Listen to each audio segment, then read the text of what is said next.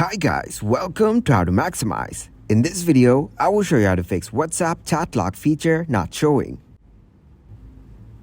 First of all, open Settings. Go to General. Click on iPhone Storage. Open WhatsApp from Apps. Offload the app from iCloud.